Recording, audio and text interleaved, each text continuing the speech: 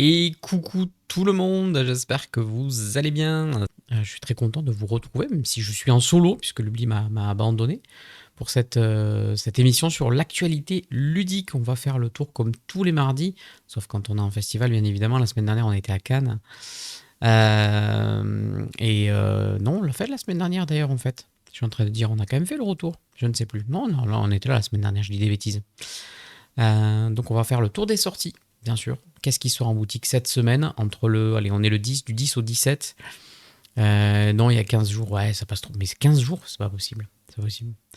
Qu'est-ce qui arrive en boutique? Qu'est-ce qu'il y a en financement participatif à peu près en regardant un peu ce qu'il y a sur le site de MyLudo? Je vais partir directement sur All In, qui est un jeu qui fait quand même pas mal parler de lui. En tout cas, à Cannes, nous, on nous en a beaucoup parlé. On a eu la chance de l'avoir de la part de l'App4Games, donc on l'a reçu. Je ne sais pas quand est-ce qu'on y jouera. Je voulais tester à deux avec l'Oubli, mais j'ai l'impression qu'à deux, ça va pas être vraiment le meilleur format. Donc on va peut-être attendre d'avoir du monde pour le tester, ou alors le tester avec les enfants. Salut Poulpinette. Salut Alex. Salut de ma pause après ces mises en caisse des élections. Ok. All In m'intéresse et je suis fan de poker. Je suis absolument pas fan de poker, mais j'aime les cartes. On l'a là-bas, c'est vrai que j'aurais pu le rapprocher, mais on va pas faire de l'unboxing là et du déballage, c'est plutôt pour le mercredi en général quand on déballe des jeux. Donc on verra si on le déballe demain. De ce que j'ai compris, on est sur un jeu dans lequel on va vouloir optimiser sa main et avoir la meilleure main de poker possible, mais dans le même temps, on va vouloir deviner la main des autres pour pouvoir faire la meilleure estimation possible. Donc il y a un double jeu, celui de construire sa main et celui de deviner la main des autres pour pouvoir se classer. Enfin, deviner, ouais. Essayer d'imaginer qu'est-ce qui s'est passé pour pouvoir se classer. Donc comme ça, on peut marquer des points avec sa main de poker et puis on peut marquer des points avec son estimation. Et c'est la combinaison des deux qui fera qu'on aura une bonne partie, j'imagine. Si j'ai bien suivi, à notre tour de jeu, on va piocher une carte, jouer une carte, quelque chose comme ça. Et donc en jouant une carte, on a des effets qui arrivent. Et c'est ça qui va dynamiser la partie, j'imagine. Hier sur le live de Antares, Pepunk a annoncé que les tuiles goodies Dauphin et Bouteille la Mer seront en boutique et ou sur Philibert. Bah voilà, ça c'est une bonne nouvelle. C'est une très bonne nouvelle. Donc All In, c'est pour 2 à 5 joueurs à partir de 10 ans pour des parties d'environ 25 minutes. On est chez Next Move. Ça a été fait par Phil Walker Harding et c'est illustré par Dan Gartzman. Les joueurs deviennent des devins talentueux et tentent de façonner le destin. Maîtrisez votre main et anticipez les enjeux stratégiques dans ce jeu dynamique inspiré du poker classique où une seule prédiction se réalisera. Jouez les cartes, jouez avec les probabilités et devinez qui possède la meilleure main pour remporter le pot. Verrez-vous l'avenir ou vous contenterez-vous d'y croire? J'aime beaucoup le design graphique de ce jeu qui, je ne sais pas pour quelle raison moi, mais je crois que je suis le seul, m'évoque le travail qui a été fait sur Cardia. C'est-à-dire un univers graphique très prononcé, très travaillé pour au final un jeu de cartes. Donc on vient lui mettre un habillage de fou. Les cartes sont assez zinzin. On a eu en plus des goodies, là on a eu des porte-clés ou des pins, pas des porte-clés, des pins je crois, de All In ou des trucs comme ça, des trucs qui sont vraiment assez jolis quoi. Il faut qu'on vous montre ça demain. Salut petit board game. Coucou Pénélope, j'aime mieux All In que The Gang car il a une plus belle longévité devant lui. Alors pour le coup, The Gang j'ai pas aimé et j'ai l'impression que celui-là m'attire plus parce qu'il y a le côté se classer, mais pas que. Il y a le côté optimiser sa main et du coup j'ai l'impression que le mélange va mieux fonctionner. Ça fait plaisir de te voir Pénélope sur le chat.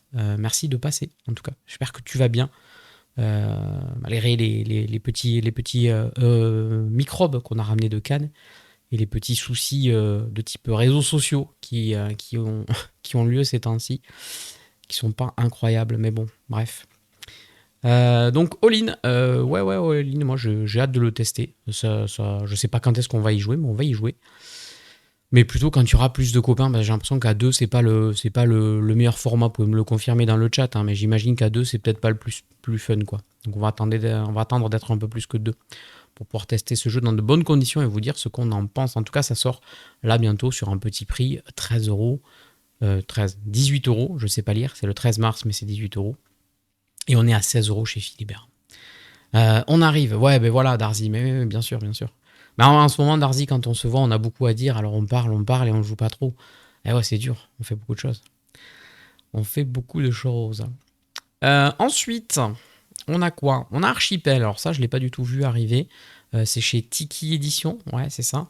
Ça a été fait par Alexandre Droit et Yannick Gobert, illustré par Olivier Danchin, distribué par Néoludis.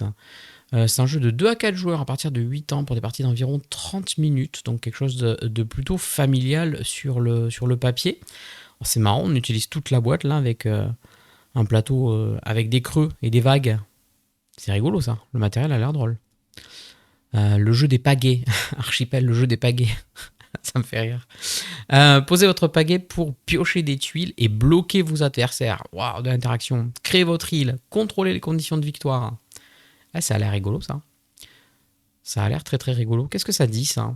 Donc créez votre île luxuriante, utilisez vos pagaies pour choisir les tuiles les plus avantageuses, placez des fleurs pour valoriser les éléments qui vous intéressent et ajustez votre stratégie car les valeurs des animaux et des édifices ne cessent d'évoluer. Pour remporter la victoire, veillez à préserver les éléments qui rapportent le plus de points. Un jeu original, accessible et riche en stratégie. Le coup de rame. Ouais, ouais, ouais. Non mais en ce moment, je voudrais faire des espèces de micro-contenus sur les titres de jeux et trouver des slogans un peu décalés. Ça me fait rire. Et là, le jeu des pagaies, c'est drôle, quoi. Vous êtes triste, le jeu des pagaies, Archipel, bon bref, voilà. Ça me fait beaucoup rire. Tiki édition. Bah, je suis curieux de découvrir ça. Armik, je me rends compte que ta voix est super apaisante, en fait, mais seulement quand Lulu est pas là. Non, mais ça, on lui dit pas ça. Lui dit pas ça. Armik, rien à voir, mais hier, sur ta victoire à Frosted Bloom, c'est 227 que tu veux, pas 217. Plus grosse victoire encore. Je sais définitivement pas compter vite. Hein. J'oublie toujours 10 points, c'est fou ça. C'est quand même dingue. Bon, c'est pas grave. C'est pas grave, mais tant mieux. Ça me fait au moins une victoire. Soit Lubli, elle enregistre toutes les parties, donc à la fin de l'année, on aura vraiment une belle photo du nombre de défaites que j'ai mangé dans l'année, quand même, je pense. J'espère juste pour Frosted Bloom, d'ailleurs, on va en parler aujourd'hui parce qu'il sort aussi cette semaine, que vraiment les moulins sont pas trop prédominants. Mais j'ai du mal à y croire parce que connaissant, pas connaissant, mais voyant qui est derrière les commandes du jeu, quand même, Bruno Catala et Ludovic Maublanc, je les vois pas sortir un jeu qui serait potentiellement déséquilibré, mais bon, je peux me tromper. Je sais pas si d'autres gens ont joué à Frosted Bloom et confirment ou infirment ce ressenti sur les moulins, et voilà, mais c'est vrai que là, on a fait 3 parties, il y a eu 3 victoires au moulin, donc c'est un peu bizarre, mais bon. Le couteau dans la plaie est bien remué. Apparemment, c'est celle où j'ai gagné, mais j'ai oublié 10 points à chaque fois que j'ai compté. Je vais trop vite. J'essaye de compter vite et ça marche pas. Bon, en tout cas, Archipel, voilà. 8 ans et plus, etc. Je suis toujours curieux, moi, de ces jeux familiaux, là, qui proposent quand même pas mal de choses. Donc, effectivement, c'est ces pagaies qu'on met en travers des plateaux pour je ne sais quelle interaction. Mais ça attise bien ma curiosité. Je pense juste que c'est de la victoire évidente et que tu t'améliores et varies sur la durée de l'expérience. C'est vrai, ça pourrait avoir un petit côté Living Forest avec le feu au début où tu dis, bah, il faut jouer feu, c'est trop facile. Puis plus tu joues, plus tu vois d'autres choses, effectivement. Borealis, alors ça, il me tarde que ça arrive à la maison. Borealis, depuis qu'ils en parlent, Lucky Duck, donc c'est une création Lucky Duck, c'est pas une localisation. C'est passé par peut-être une prévente ou un financement participatif, je sais pas, en fin d'année 2025. J'aime beaucoup le graphisme, j'aime bien ces thèmes un petit peu polaires, arctiques et tout ça. Et puis surtout, il y avait un côté un peu sympa sur la pose des ouvriers et le fait de faire des collections ou d'activer les choses en fonction du moyen de transport qu'on utilise. C'est un peu loin dans ma mémoire, donc je ne me rappelle plus exactement. Et c'est pour ça qu'il me tarde de vraiment m'y plonger dedans. Mais pareil, ça, c'est annoncé donc 2 à 4 joueurs, 10 ans et plus pour des parties de 45 minutes. Et j'ai hâte de le tester. Hein. Donc, qu'est-ce que ça nous dit? Je vais lire le dos de boîte parce qu'il y a un petit texte. Partez étudier la faune aux confins de l'Arctique. Dirigez chacun une équipe de 9 scientifiques en choisissant les bons véhicules pour affronter les terres gelées et les eaux traîtresses du Grand Nord. Remportez des points en observant les animaux de 5 espèces, en atteignant des objectifs et en foulant des terres lointaines pour devenir l'un des plus célèbres explorateurs de l'Arctique. Voilà, il y a une histoire de véhicules hein, sur les cartes. On voit que y a le sous-marin, le traîneau, le dirigeable. Et de mémoire, en fonction de l'ouvrier qu'on utilise ou de comment on se place et du moyen de transport, il se passe des choses. Merci Kylian, merci beaucoup pour l'abonnement. 6 mois d'abonnement. Et là, il est passé en T2. Merci beaucoup, Kylian. Enfin, il n'a plus du parc, bien sûr. En l'heure du taf avec l'imote de la loco.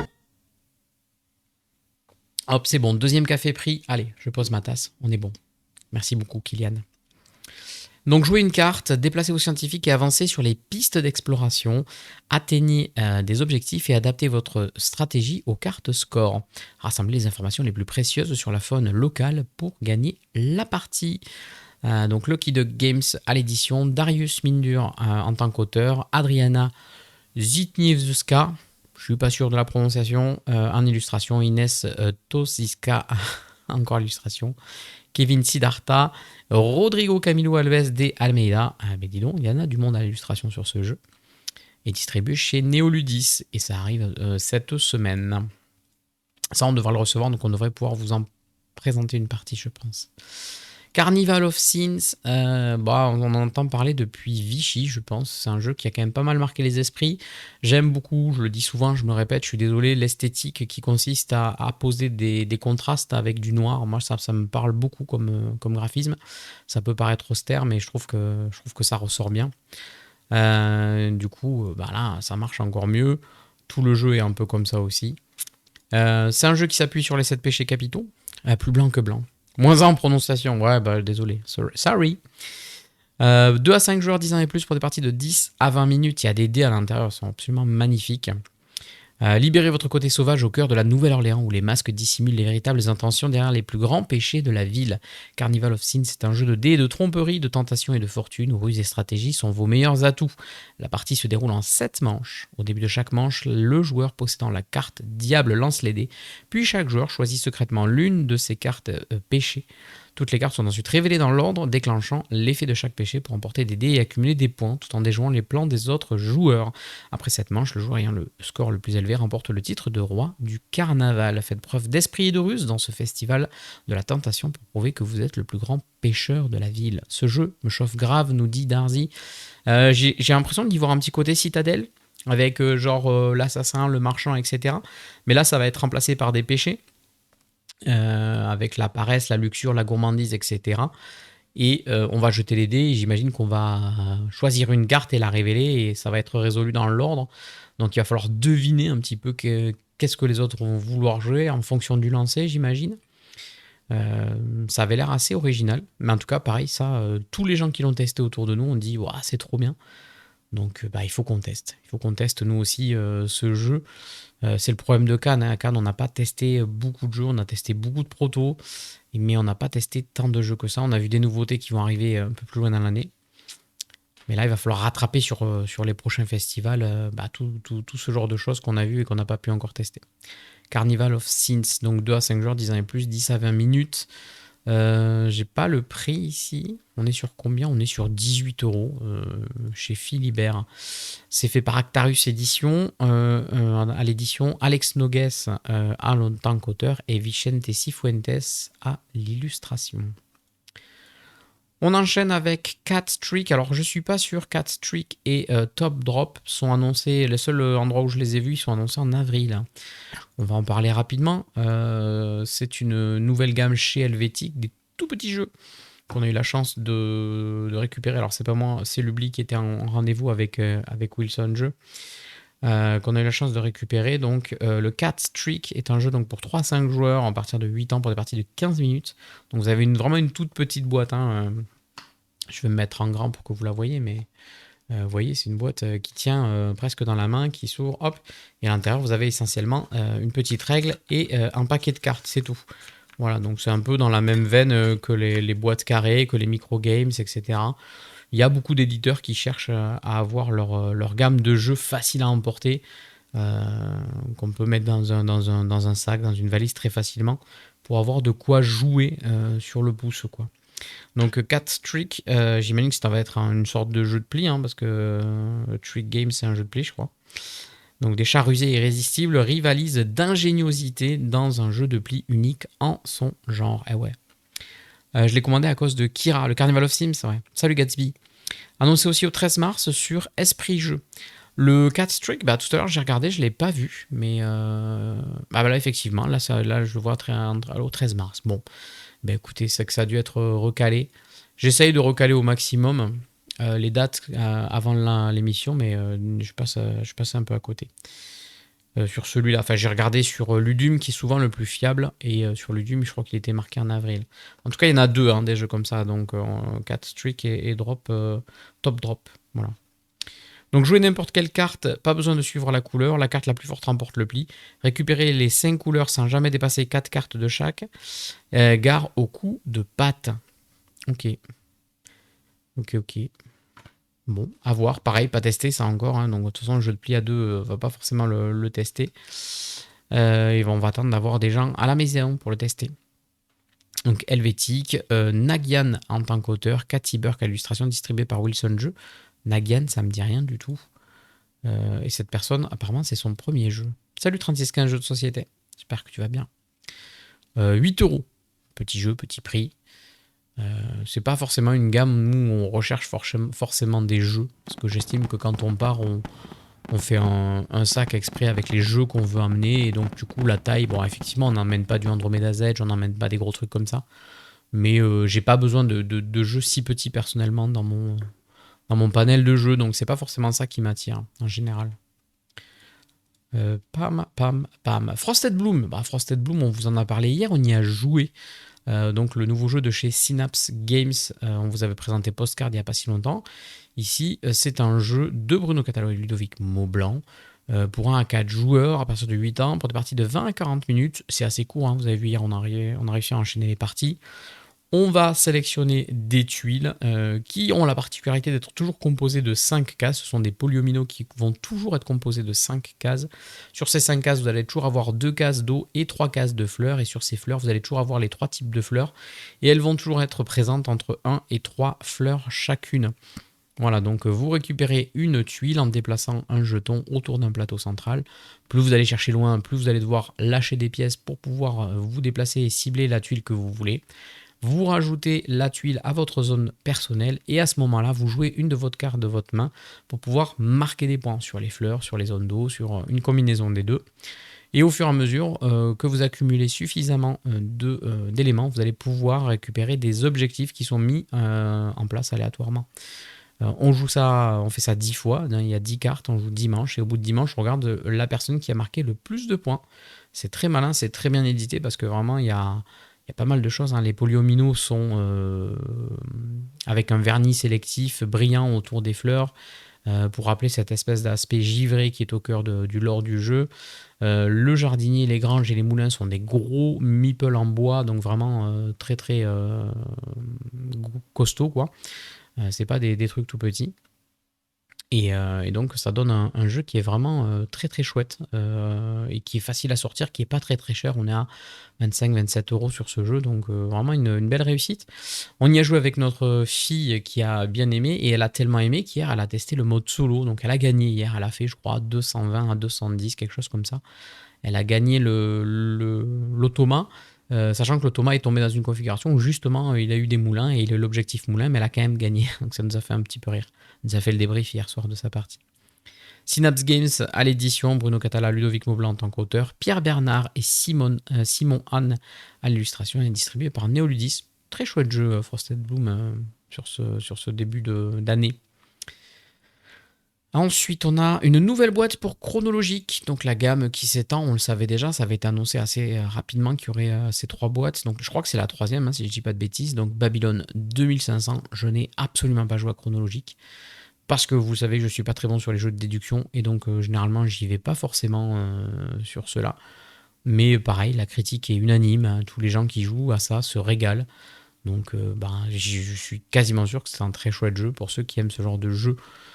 C'est pour 1 à 4 joueurs à partir de 10 ans sur des parties d'environ 30 minutes. On est chez Ori Games et Super Meeple, c'est une coédition. Fabien Gridel et Johan Levé en tant qu'auteurs. Arch Apollard, Yann Valéani à l'illustration. Donc sur cette boîte, est-ce qu'on a un pitch un petit peu plus détaillé? Parce que là j'ai l'impression que c'est le pitch classique de la boîte. En 2500, interroger les personnes au cœur de l'intrigue, retracer leur déplacement dans le temps grâce aux symboles qui ornent la ville. Déduisez la solution avant les autres pour remporter la partie. Je crois que de mémoire, Johan Levé ce matin sur le chat d'un monde de jeu a dit que c'était ça, l'innovation de celle-là. Je crois que c'est le symbole, mais je suis pas sûr. Chronologique, j'aimerais pouvoir y jouer, mais mon cerveau ne veut pas. C'est pas du tout ma cam, et pourtant c'est chouette. Ben, je sais pas. Moi, je n'y ai pas joué. Je peux même pas dire que c'est ma cam ou pas, parce que je n'y ai pas joué. La première boîte, c'était la boîte rouge Paris 1920. La deuxième, ça a été la verte Cusco 1450. Et là, c'est Babylone 2500, cette troisième boîte. Euh, Moi, à part vous dire que graphiquement, c'est très joli et que tout le monde dit que c'est incroyable, je peux pas vous dire grand-chose de plus sur ce jeu. Mais si vous aimez les jeux de déduction, je pense qu'il faut y aller dessus, quoi. 22,50€ chez Philibert. C'est pas excessif non plus. Kumata, on vous l'a présenté sur la chaîne. On a eu la chance de le recevoir un petit peu il y a quelques temps déjà, avant le festival de Cannes. Donc on a fait notre partie dessus. C'est un jeu familial de chez Cosmo Ludo, 2 à 4 joueurs, 8 ans et plus pour des parties de 15 à 20 minutes. On va avoir un set de tuiles de dominos correspondant à notre couleur qu'on va diviser en un certain nombre de piles égales, et à chaque tour on va jouer un des dominos que l'on voit sur le dessus d'une de nos piles, que l'on va placer sur le plateau en respectant les valeurs. Et il va falloir être à la fin de la partie la personne qui a les valeurs les plus fortes, on va dire la somme des valeurs les plus fortes visibles, sachant qu'on peut aussi monter en niveau, hein, recouvrir des dominos, et donc à un moment donné poser un totem qui va marquer des points pour aussi sécuriser des tuiles. Donc c'est très malin. L'avantage du jeu, c'est qu'il est jouable de 2 à 4 joueurs, mais surtout à 2 joueurs, vous allez retourner un peu toutes les tuiles. Vous allez jouer avec 2 couleurs différentes et ça marche très très bien. Le matériel est hyper bien pensé. Donc là, c'est pareil, hein. On est sur quelque chose qui est pas très très cher, qui est très joli, qui est très rejouable et qui permet, je pense, d'amener le public un peu familial sur les jeux un peu comme ça, un peu abstraits, de conquête de territoire, voilà, avec un matériel rassurant qui est la tuile un peu domino, des couleurs un peu plus sympas et des animaux, et pas un truc qui serait un peu trop sérieux et austère en noir et blanc.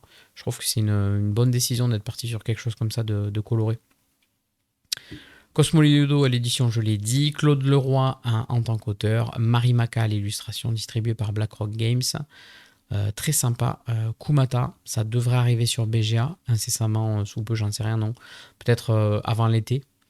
Et peut-être qu'on en reparlera davantage à ce moment-là. Si on arrive à faire quelque chose avec Cosmo Ludo, petit OP BGA sur Kumata, ça pourrait clairement le faire. La traversée du désert. Through the Desert. C'est une réédition, je pense, hein, c'est ça. Hein, donc, c'est de qui? Donc, on est chez Allplay, c'est Rainer Knizia, hein, et Daniel Profir à l'illustration et Yen Lei. Et là, je crois que si j'ai bien regardé tout à l'heure la collection, donc c'est un jeu qui date de 1998 sur les premières versions. Durch die Wust, aucune idée de comment ça se prononce. 2005 en français chez Fantasy Flight Game à l'époque qui avait mis ça. Et apparemment en 2024 il y a eu une refonte, hein, un peu, alors je sais pas si c'est que visuel ou pas, et là c'est l'arrivée en français de cette refonte qui est passée par un financement participatif, parce que je vois un petit cas de Kickstarter, donc ça nous arrive maintenant. Pam, le retour du grand classique de Rainer Knizia, voilà. Avec la traversée du désert, ça nous propose un jeu de stratégie captivant où patience, anticipation et tactique sont les clés de la victoire. Le désert est toujours traître, mystérieux et sans pitié, mais pour ceux qui sont prêts à affronter les dangers des sables mouvants et brûlés par le soleil, le désert recèle de richesses incomparables. En établissant des caravanes et en s'emparant d'oasis, les joueurs gagnent des points au fur et à mesure que leur tribu gagne en puissance. La stratégie est essentielle pour décider comment et où construire les caravanes de votre tribu. Il y a plusieurs façons de gagner des points et plusieurs façons de remporter la partie. Devriez-vous essayer de construire la plus longue caravane ou devriez-vous dominer les oasis du désert? N'oubliez pas de garder un œil sur les caravanes de vos adversaires ou vous risquez d'avoir votre propre tribu privée de précieux points d'eau. C'est précommandé du côté de la colorier. Moi j'aime beaucoup le matériel, c'est très joli, hein. On a un joli plateau là avec des cases hexagonales, des chameaux, etc. Et puis j'ai l'impression que voilà, on fait des espèces de caravanes en plaçant nos chameaux. Donc c'est très joli. J'aime bien aussi en général les jeux de chez Allplay. Et puis j'aime bien ce côté des fois de remettre au goût du jour des jeux qui sont un peu anciens et qui sont considérés comme des classiques ou qui ont marché ou qui ont une vraie, on va dire, utilité ludique. Ben moi je trouve qu'on est très content de revoir une refonte graphique là-dessus. Je le dis souvent, mais un retravail visuel de Terraforming Mars, je ne serais pas contre, même si c'est peut-être pas assez vieux, parce que je crois que ça doit être 2017 Terra, donc ça fait que 9 ans, mais graphiquement je pense qu'on pourrait avoir un truc un peu plus sexy. 2 à 5 joueurs, 10 ans et plus, 45 minutes. On a déjà cité les auteurs et les illustrateurs sur ce jeu qui a combien? On est à 27 euros, pas très cher, chez Philibert hein, sur ce jeu. Pas mal. Mythologies qui arrive aussi cette semaine. Cette semaine, donc je l'ai titré un peu dans la vignette ou dans la miniature de cette émission. C'est quand même la semaine des jolis jeux parce que All In, je trouve ça très très beau. Borealis, je trouve ça très très beau. Carnival of Sin, je trouve ça très très beau. Frosted Bloom, je trouve ça incroyablement beau. Mythologies, je trouve ça vraiment incroyable. Donc là, on a vraiment une semaine avec des jeux qui sont très très très très très très beaux. Mythologies, on vous l'a présenté, on est chez Super Meeple. En plus, c'est vraiment boîte blanche, c'était un gros pari. Moi, je suis pas très fan du blanc comme ça. Salut Lali, et merci pour ton Prime, 18e mois d'abonnement, merci beaucoup. Pineapple Park, bien sûr. Merci beaucoup Lali. Boîte blanche comme ça, mais l'esthétique, elle est folle sur ce jeu. C'est un jeu de construction de tableau, on va dire, entre guillemets. On va recruter, je crois, 8 cartes sur la partie. Il y a seulement 8 cartes. Puisqu'on a 2 jetons et on va jouer 4 manches. Donc 2 x 4, 8. On peut en avoir un peu plus avec les mécaniques d'appel, etc. On va jouer avec différentes mythologies, d'où le nom. Et surtout, en fait, le plateau de jeu qui abrite les mythologies, eh bien, en fait, il va nous donner des objectifs qui vont être complètement aléatoires, puisque chaque plateau est recto-verso, contient la moitié d'une phrase, et en fonction de là où elle est placée, avec l'autre plateau en face de lui, eh bien, ça va constituer une phrase qui va faire un objectif, et il y a du coup beaucoup de combinaisons possibles, puisque je crois qu'il y a 8 mythologies dans la boîte, on joue avec 4 mythologies seulement à chaque partie, et donc comme chaque plateau est recto-verso, vous pouvez le placer en haut ou en bas, ça donne énormément de combinaisons, je les ai plus en tête, mais ça en donne pas mal. Vous allez donc au début de votre tour choisir un jeton qui va dire si vous prenez une carte ou si vous passez, vous pouvez passer qu'une seule carte sur vos 3 jetons d'action. Donc vous allez forcément récupérer 2 cartes. Et après vous allez récupérer soit des unités, soit des divinités. Vous allez les placer sur votre plateau de jeu qui est divisé en 3 lignes. Hein, le plan céleste tout en haut, le plan terrestre qui est au milieu et le plan des enfers ou abyssal j'imagine qui est tout en bas. Quand on complète une ligne ou une colonne, on a un bonus et le but du jeu c'est d'avoir un maximum de faveurs qui sont les points de victoire. C'est vraiment très simple, mais il y a vraiment pas mal de combos et c'est un jeu qui nécessite plusieurs parties parce qu'il faut appréhender chaque mythologie, comment elle fonctionne, comment je peux m'en sortir. Et c'est pas un jeu qui est instantané, on peut pas juste faire une partie et se dire ouais c'est bon j'en ai fait le tour. Vraiment si vous voulez poncer le jeu, il va falloir faire quand même pas mal de parties et ça peut vraiment changer en fonction de qui joue avec vous autour de la table et des mythologies que vous mettez en place. La traversée du désert, c'est l'exception. Pour les jeux jolis, la traversée du désert, je trouve ça joli, mais sans plus. Mais les autres, je trouve, ont une esthétique assez folle. Mais après, c'est subjectif, hein, c'est complètement un avis subjectif. Commandé aussi, nous dit Kylian Mythologies. La Mythologie, je crois qu'on est aux alentours d'une trentaine d'euros. Pour moi, c'est un des jeux qui vaut le coup si vous aimez les trucs un peu initiés. Voilà, on est en plein dedans, quoi. Vous avez de la rejouabilité, vous avez un joli matos, ça s'explique assez vite, c'est pas très long. C'est quand même un jeu que vous pouvez jouer en demi-heure, 1 heure facile. Hein. Enfin, franchement, même explication comprise. Il a peut-être ce défaut de It's a Wonderful World pour moi, c'est que 4 manches c'est très court et donc vous avez ce petit goût de c'est déjà fini. Et donc du coup c'est pas grave, vous en refaites une si vous avez le temps. Mais hormis ça, c'est vraiment incroyable. Mythologies, nous on va le garder à la maison. Ça fait partie des jeux où on n'envisage même pas de les revendre ou quoi que ce soit. Je trouve ça vraiment très très cool. Super Meeple, donc Maxime Babad, Michael Fro-Garcin en tant qu'auteur, Arthur Bocard à l'illustration, distribué par Neoludis. On est sur un prix de 31,50, c'est même que 32 euros chez Philibert, donc à ce prix-là, c'est donné. Sur les sorties de la semaine, j'ai All In Prédiction, Borealis, Carnival of Sin, Frosted Bloom, Chronologique et Mythologies. Ouais, t'as tout quoi, t'as toutes les grosses sorties de la semaine.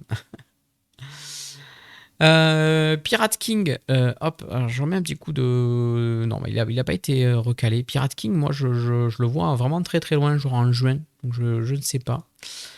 Je vais regarder 2-3 avec vous, mais chez Ludum, on est en 02-05 2026.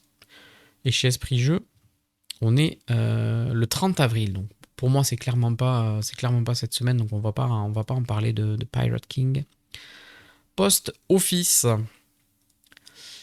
Mythologie, j'y ai joué hier. C'est vrai que c'est pas très long, mais c'est un jeu qui mérite d'être joué souvent pour mieux apprécier, je crois. Ah oui, c'est ça, complètement. Parce qu'en fait, il faut connaître les cartes, il faut connaître les unités et les interactions possibles. Même les divinités, vous avez que 4 divinités dans chaque mythologie.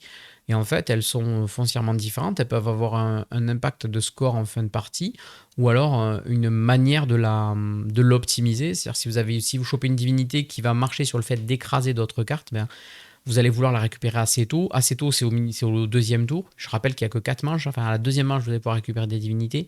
Donc, ça veut dire que si vous récupérez une divinité que vous voulez optimiser, eh bien, il faut le faire sur la manche 3 et la manche 4. Ça vous laisse que 2 manches pour optimiser quelque chose. C'est un jeu qui est très tendu, hein, quand même, globalement. Jouable gratuitement jusqu'au 13,03 sur Game Park. Ajoute Archon. Voilà, si vous voulez tester. Mythologie, c'est encore faisable sur Game Park. Post Office, j'ai dit. Post Office, 1 à 5 joueurs à partir de 8 ans pour des parties de 10 minutes. Il me semble que j'avais vu un autre jeu qui s'appelait Post Office. Ah ouais, là c'est le jeu de cartes. Parce qu'on avait parlé d'un autre jeu où il fallait agencer des tuiles. On est chez Ori Games, ça a été fait par Evgeny Petrov, illustré par Natalia Kondratiuk, distribué chez Neoludis.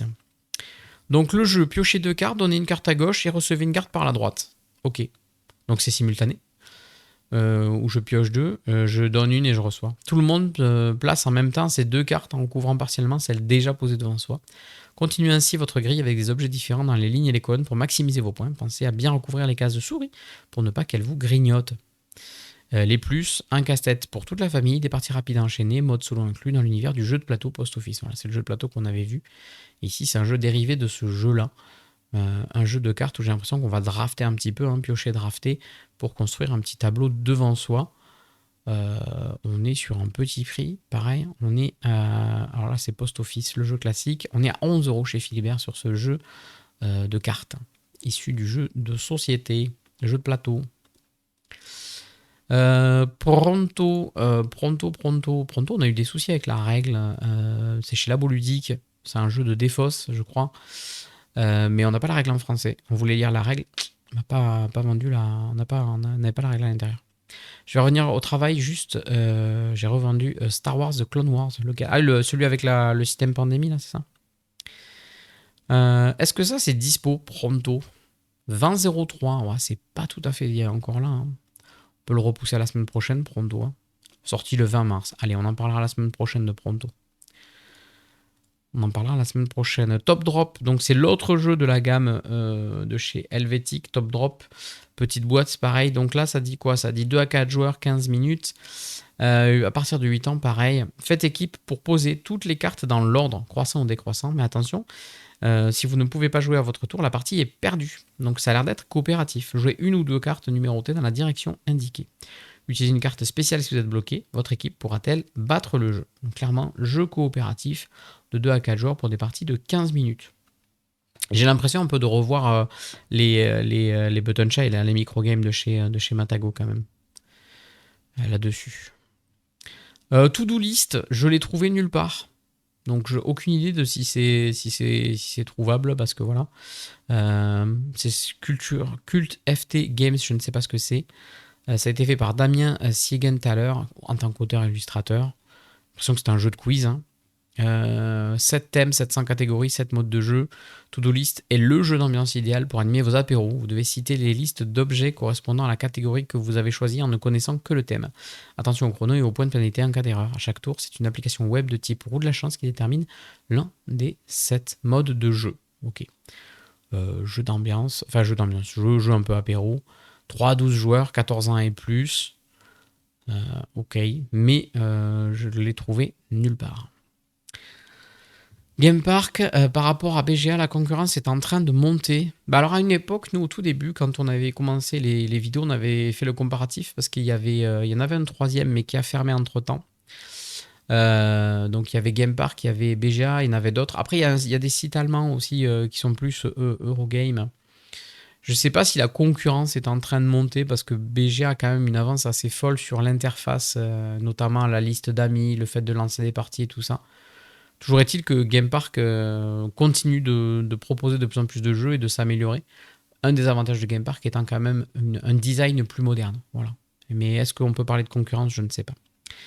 Salut Norbus Magique, je viens d'arriver devant l'écran, God 5 a été repoussé. Encore, j'ai pas vu God 5 dans la liste, donc j'ai envie de te dire oui. Game Pass plus joli, mais moins de jeux et de joueurs. Ouais, voilà. Sachant que c'est déjà parfois compliqué sur BGA de trouver du monde sur certains jeux. Je ne l'ai pas dans la liste God 5, donc ouais, God 5 a priori 20 mars, là, je le vois. Norbus, pour te répondre. Très cool. Un jeu qui est très cool, bien sûr. 12 000 fois on a fait la blague à Dorine à Cannes. La pauvre.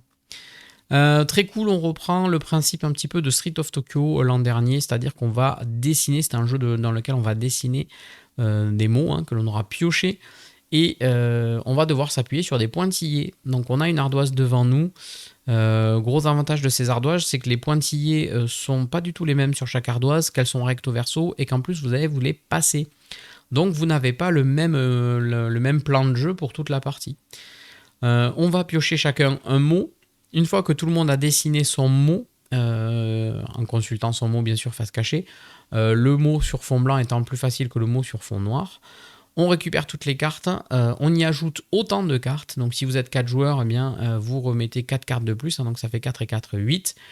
On mélange tout ça, on révèle, et tour à tour, vous allez éliminer un mot en espérant ne pas éliminer un mot qui a été dessiné autour de la table. Donc là par exemple, dans l'exemple que l'on voit ici, je n'éliminerai pas, bon j'ai pas les autres mots, mais ils ont gardé vélo bien évidemment, on le voit en haut, hélicoptère qui a l'air d'être plutôt par là, la pizza qui me semble être par là, et le voilier qui me semble être là. Donc voilà, le but c'est ça, c'est d'arriver à faire ça, donc 4 manches je crois, où on peut se tromper 6 fois, je sais plus, il y a quelque chose qui fait. On va faire ça un certain nombre de manches. Il faut consommer le moins de vie possible parce que vous pouvez vous tromper, mais à chaque fois que vous vous trompez, vous consommez une vie. Je crois qu'on a 6 vies, c'est 4 manches ou 6 vies de mémoire. Mais alors, je le fais vraiment de mémoire. Donc des fois il y a des mots faciles, des fois il y a des mots plus durs, bien évidemment. Donc demain, ce qu'on fera, c'est qu'on vous fera une animation spéciale très cool puisqu'on l'a à la maison. Pendant le blabla, on vous fera jouer à très cool, c'est-à-dire qu'on va dessiner avec l'oubli, donc on prendra 2 mots, on y ajoutera 3 mots, pris de la pioche, on mélangera tout ça. Et on vous fera voter bien évidemment pour voir si on arrive si vous arrivez à deviner les dessins que l'on fait. Moi j'ai trouvé ça très très bien, très cool. Mieux que Street of Tokyo que j'avais trouvé un peu rigide et le côté simultané qui m'avait pas trop plu. Là ça a très bien marché, on en a joué à 6 je crois à Cannes et ça s'est très très bien passé. Pour demain pas d'opération zèbre. Non ça sera très cool, opération zèbre ça sera pour une prochaine fois, de toute façon là les jeux on les a. Donc on fera des petites animations de temps en temps comme ça le mercredi. Je trouve ça très cool, je trouve ça sympa, pardon, de pouvoir faire ça. On est chez Banquise Édition, Fretch Verlag, donc ça doit être une coédition. Die 7 Basis pour l'auteur. Pas d'illustrateur crédité là-dessus. Troc, Pam. Troc. 2 à 4 joueurs, 10 ans et plus, 40 minutes. On est chez Greux Games. C'est encore Bruno Catala avec Serge Lager. Illustré par Bruno Tati, Jean-Marie Mingues et Pierrot là-dessus. C'est distribué par BlackRock Games. C'est un jeu qui est joli. Mais j'ai l'impression d'être un peu dans l'univers de nains encore. C'est rigolo. Avec le Nidavellir qui est de chez eux aussi, je crois, non ? Dans le jeu Troc, les joueurs se retrouvent dans l'univers de Nidavellir. Ah ben voilà. Lol. Je n'avais pas lu le descriptif, donc je comprends mieux qu'on ressente l'univers de Nidavellir. Donc, les joueurs se retrouvent dans l'univers de Nidavellir, royaume des nains, pour s'adonner à un passe-temps millénaire pratiqué dans toutes les tavernes, l'art subtil de l'échange et de la combinaison d'équipements. Chaque tour suit un déroulé rythmé. D'abord l'approvisionnement, où chaque joueur reçoit ses cartes. Vient ensuite le troc, cœur du jeu, où chacun choisit 3 cartes et les révèle. Le joueur avec la valeur la plus forte devient le maître du commerce et initie les échanges. À tour de rôle, les participants récupèrent ou échangent une carte devant un adversaire, ou avec le marché, déclenchant une chaîne d'actions rapide et tendue. La phase de combinaison permet de transformer vos cartes en résultats concrets. Des ensembles identiques rapportent des arts, monnaie du jeu, tandis que des ensembles différents débloquent des améliorations stratégiques. Ces dernières offrent des bonus précieux, comme l'augmentation de votre main ou des gains accrus en fin de manche. La victoire s'obtient de 2 manières, en accumulant 50 arts ou en réalisant la combinaison parfaite, c'est-à-dire tous les équipements différents accompagnés d'une pierre d'arcane. Chaque partie est une succession de décisions rapides ou d'observations, anticipation et un brin d'audace feront la différence. Troc est un jeu de société compétitif et hautement interactif qui mêle négociation et opportunisme. Il séduit par sa fluidité, son interaction constante et son matériel de qualité, incluant un tapis néoprène et des pièces en bois. Et c'est vrai qu'en ce moment, Gros Games nous gratifie d'éditions assez soignées. Ok. On est à seulement 22,50 €. Ouais, seulement 22,50 €. Nidavellir, non. Oui, c'est ça, Ténéret, ouais. Exactement, ce que j'ai dit. Pim, Star Wars Unlimited. Ah oui, ça y est. Bon, bah, voilà, j'ai un peu lâché l'affaire, entre guillemets, mais c'est compliqué. Sur les TCG, c'est le nouveau set qui arrive. Donc, j'ai pas du tout fait celui qui était saut dans l'hyperespace, le dernier, je crois. Non, les secrets du pouvoir. Et là, c'est sans foi ni loi, donc plutôt peut-être orienté, on va dire, mercenaire de l'espace. J'ai pas le mot en tête, mais vous m'avez compris. Han Solo, quoi. On a 2 decks de démarrage avec Leia Organa et Jabba le Hutt. C'est quand même cool d'avoir un deck de démarrage Jabba le Hutt. On est sur une couleur plutôt orangée, hein. Et je crois que si j'ai bien suivi quand même l'actualité, parce que j'essaie de me renseigner, ce set, c'est aussi l'arrivée d'une refonte un petit peu mécanique qui va changer le jeu. Contrebandier, merci, merci Arcon. Trop bien, Troc, acheté et joué à la table ce week-end. Partie enchaînée sur BGA, aussi coup de cœur avec Soothsayer de ce premier trimestre. Ouais, je sais, Gatsby, t'en parles beaucoup. Ouais, je vois bien que Troc t'a tapé dans l'œil. Découvrez Star Wars Unlimited avec ce deck de démarrage Leia Organa, plongé au cœur d'une galaxie au potentiel illimité, bien sûr. Hop là, vous y trouverez la carte leader Leia Organa, ainsi qu'un deck préconstruit de 50 cartes, bien sûr. Ce deck de démarrage propose un style de jeu introduisant les toutes premières cartes multi-affinités, donc c'est l'arrivée des multicouleurs. Ces cartes ont 2 affinités principales au lieu d'une seule. Bien sûr, cela signifie qu'elles ont des exigences de construction de deck beaucoup plus restrictives, mais aussi des pouvoirs supplémentaires pour compenser. Mais oui. Ok. Mais j'aurais bien aimé avoir le descriptif, voilà, parce que je crois qu'il va y avoir un système de pièces qui va permettre d'accélérer le fait de poser des cartes. Il y a quand même toute une mécanique là-dessus. Mais j'avoue que comme on n'a pas la possibilité d'avoir les produits Star Wars, c'est compliqué de vous les présenter. Là où au moins l'Orcana, on y arrive toujours, parce que voilà, Ravensburger, on arrive à vous présenter, ne serait-ce que les starters au moins. Mais côté FFG, j'ai beaucoup plus de mal, c'est beaucoup plus dur, hein, Star Wars, d'y avoir accès. Et après, financièrement, moi, je n'ai pas les moyens d'investir tous les 3 mois dans... même les starters, ça fait quand même un investissement de 45 € tous les... Enfin, ouais, 40-50 € tous les 3 mois, c'est quand même un peu pénible, on va dire, entre guillemets. Même si j'adorerais vous montrer un petit peu tout ça et ouvrir des cartes, mais malheureusement, c'est pas possible. En tout cas, le nouveau set est là, sans foi ni loi. Il y a quand même une grosse refonte, enfin, il y a quand même on va dire, une grosse nouveauté mécanique. Donc, je pense pas que ça soit le signe que ce TCG-là est sur le déclin, mais à voir. Je sais pas, parce que c'est compliqué, il y en a beaucoup, hein, des TCG. 45 € sur 3 mois égale l'abonnement de WoW. Ouais, tu vois, mais oui, mais je paye pas déjà l'abonnement de WoW. C'est compliqué. C'est compliqué. Et puis voilà, après, si tu. Enfin, il y a Star Wars, il y a l'Orcana, moi, il y en a plein de trucs que je suis. Même là, enfin. Genre en fin de semaine, j'ai programmé Monster Hunter, mais en vrai, si Capcom nous donne pas la clé du jeu, bon, je sais pas, parce que c'est pareil, c'est 70 € sur Switch 2 ou 45 € sur un dématérialisé. Bah, c'est des finances qu'aujourd'hui, on a un peu du mal à s'autoriser, quoi, malgré tout. Hop là, Star Wars Unlimited. En tout cas, ça continue. Moi, je suis très content de voir que ça continue. C'est un de mes TCG préférés. À noter qu'en parlant de TCG, ce soir, je vous sors une vidéo sur le TCG Cyberpunk qui arrive là le 17 mars en financement participatif. Et on verra si je peux vous en présenter un petit peu plus là-dessus. J'ai beaucoup aimé ce que ça propose visuellement. Maintenant, il faut que je le teste mécaniquement. Je payais 36 € pour 3 mois. De WoW, oui. Ouais, mais bon, après, c'est l'empilement. C'est pas tellement c'est pas que ça. C'est si, tu vois, enfin, 36 € pour 3 mois de WoW, l'extension de Diablo, les TCG qui sortent, les nouveautés, bref. Ça fait beaucoup après. Une extension pour Dominion, Soleil, le vent, Pam, est-ce que ça, c'est à la bonne date ou pas? Parce que j'avais l'impression. 20,03, a priori. Je vérifie chez Esprit Jeu qui me dit sorti au printemps 2006. Ah, c'est pas très clair. Et chez Philibert, mi-mars. Je pense qu'on va se le garder pour la semaine prochaine, cette extension de Dominion Soleil Levant, mais c'est surtout une extension de la seconde édition qui est juste une refonte de graphique de la première édition. Est-ce que tu as essayé Slay the Spire 2? Non, je n'ai pas essayé Slay the Spire 2. J'ai regardé des streams qui m'ont fait dire que c'était à peu près comme le 1. Je crois que le 1 est accessible via le Game Pass, mais même le Game Pass, j'ai arrêté. puisqu'en ce moment, j'ai pas trop le temps de jouer, donc j'ai arrêté le Game Pass, et puis je compte partir sur le Monster Hunter, donc voilà. On essaye de diminuer quand même toutes nos dépenses au maximum, hein. Voilà. La vie de créateur de contenu, c'est pas facile financièrement. Donc il y a plein de choses sur lesquelles on essaye de limiter.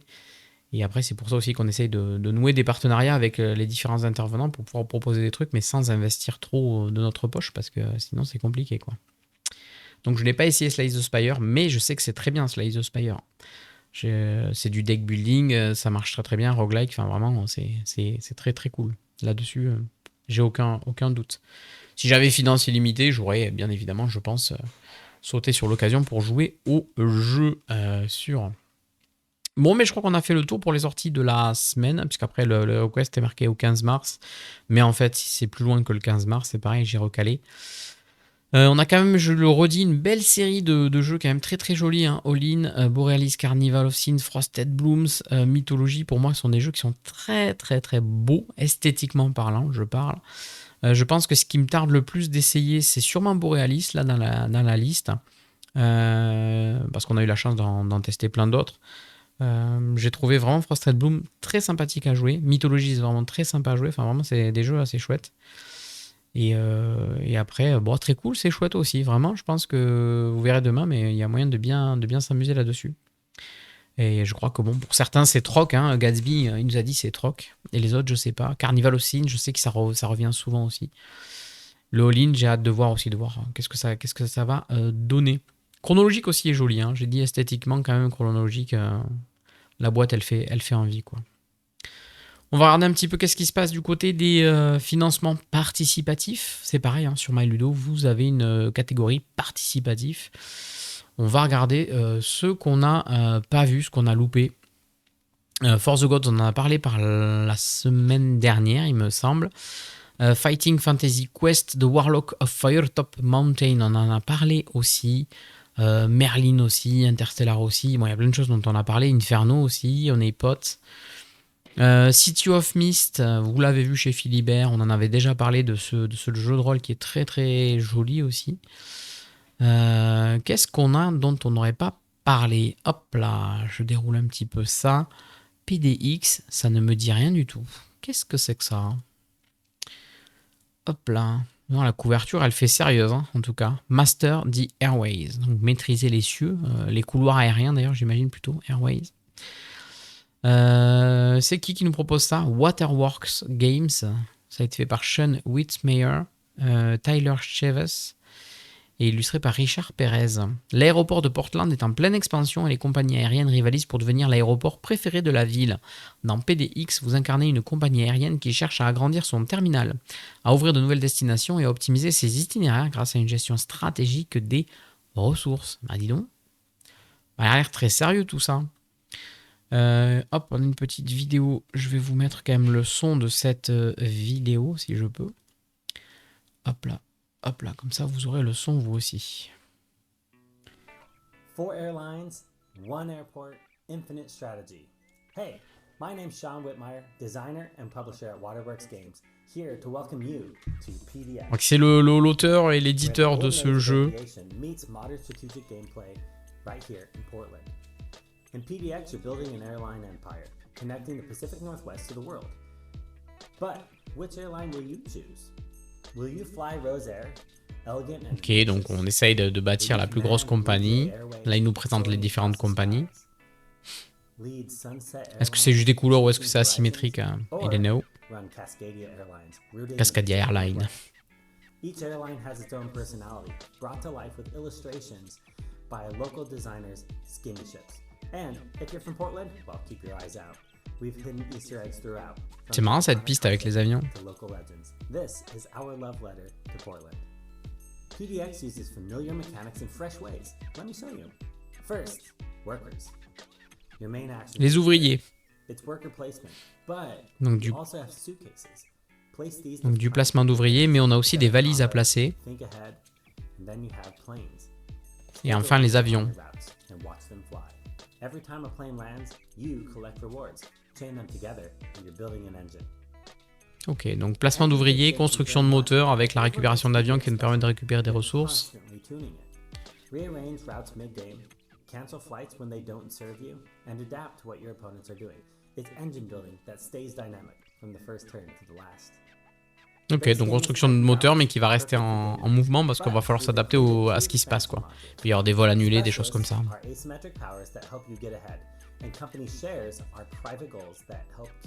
Donc on a des spécialistes qui peuvent rendre le truc asymétrique. On a une espèce de système de bourse aussi. Là, il balance les statistiques du jeu de tout le matériel qu'on va avoir dedans.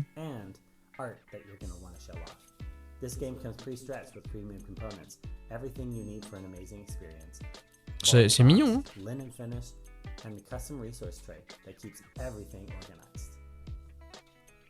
PDX is the product of the Stumptown Gamecrafters Guild, a talented game community of designers and playtesters who helped shape this game through hundreds of...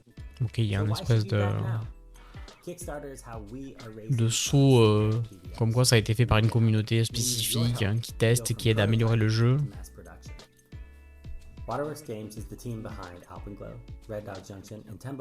Ça a été fait par une équipe qui a déjà fait ses preuves sur d'autres jeux.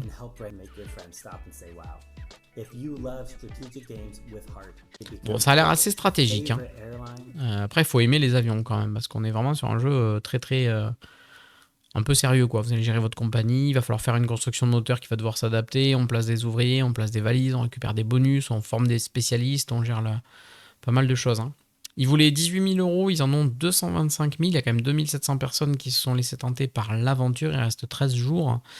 Ça nous coûte environ 73 € pour la business class, très drôle d'avoir mis le nom des pledges par rapport à ça. C'est prévu pour être livré en décembre 2026, c'est pas très loin ça pour le coup, c'est pour Noël. Game comes in a GB, English, FR. Alors, donc, il y a anglais, français, allemand, espagnol au niveau des langues. On a la classe éco à 56 €, pareil, même date de livraison. On a la première classe à 94 €. Et après, on a un pledge retailer. Ok, PDX. J'aurais bien aimé savoir ce que ça veut dire PDX. Est-ce que c'est par rapport à Portland ? Puisque c'est le nom de l'aéroport de Portland, ça aurait été assez rigolo de le savoir. Là, il y a juste marqué Portland International Airports. Fly planes and build PDX as their next big hub. Ok. Ça me botte pas plus que ça. En l'état, je sais pas vous, mais moi, jouer avec les compagnies aériennes, c'est un thème qui est pas qui m'amuse pas le plus, quoi. Queen Alice, est-ce qu'on en a parlé de Queen Alice? J'ai l'impression que oui, mais je ne me rappelle plus. Combo Games, qui nous fait ça. David Hera, Pino, Hector, Carion en tant qu'auteur, Amelia Sales à l'illustration. On est sur GameFound. Ils voulaient 30 000 €, ils en ont 100 000. C'est plutôt pas mal, hein. 100 000. Et il reste combien de temps? Il reste encore 14 jours, 1200 personnes qui sont lancées là-dessus. Queen Alice, donc un jeu Eurogame de poids moyen dont il est question de construire des moteurs pour augmenter ses actions. Merci Galou qui vient de s'abonner. 25e mois, ouais, dont 24 mois consécutifs. Merci beaucoup Galou, tu as aussi droit à ton Pineapple Park. J'espère que tu vas bien Galou. Oups. Hop là. Donc dans Queen Alice, vous allez activer différentes actions en utilisant des pièces d'échecs et leur mouvement bien connu avec un système de cartes. Merci, oui ça va. Bon, le boulot ça se passe bien. Ou est-ce que tu es toujours à fond? C'est joli graphiquement là cette histoire. Est-ce qu'on a un petit trailer? Ils nous ont mis toutes les photos du siècle. Mon Dieu, je scrolle à l'infini. J'ai droit à toutes les pièces dans les deux versions. Allez hop. Sous-titres non disponibles.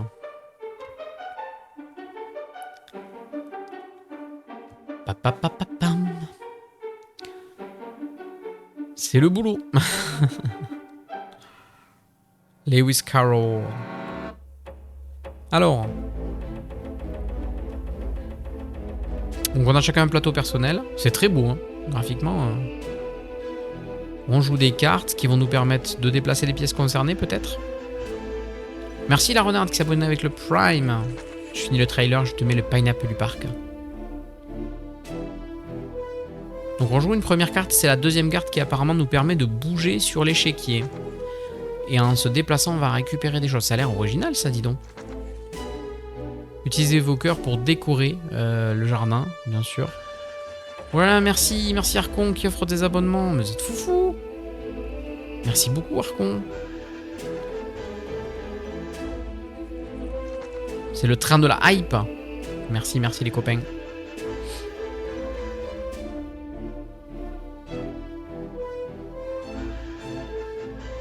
Je sais pas ce que c'est le Tweedledee. Tweedledee. Très dur à comprendre, à prononcer. Tweedledee. Emmener Alice jusqu'à son couronnement. Bah, c'est beau en tout cas, hein, dis donc. Hop, merci pour les abonnements les copains. Salut Game Steph, la bataille des subs. Ouais, on veut une bataille des subs. Merci la renarde, 6e mois de Prime. Salut Smith, salut PKM, bienvenue à ceux qui arrivent. Merci Arcon qui a offert 5 abonnements. C'est beau, j'aime beaucoup. Ouais, j'aime beaucoup aussi. Je sais pas trop ce que ça propose exactement, mais j'ai l'impression qu'il y a beaucoup de choses à faire.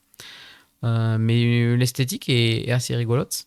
C'est marrant de retrouver donc l'univers d'Alice, de retrouver un plateau d'échecs au milieu, plateau central. Il y a d'ailleurs beaucoup de choses. Je pense que c'est pas un jeu qui est non plus si simple d'accès que ça. 1 à 4 joueurs, 14 ans et plus pour des parties de 1 à 2 heures malgré tout. C'est prévu en anglais, en espagnol, en allemand et en français. Salut Big Mich.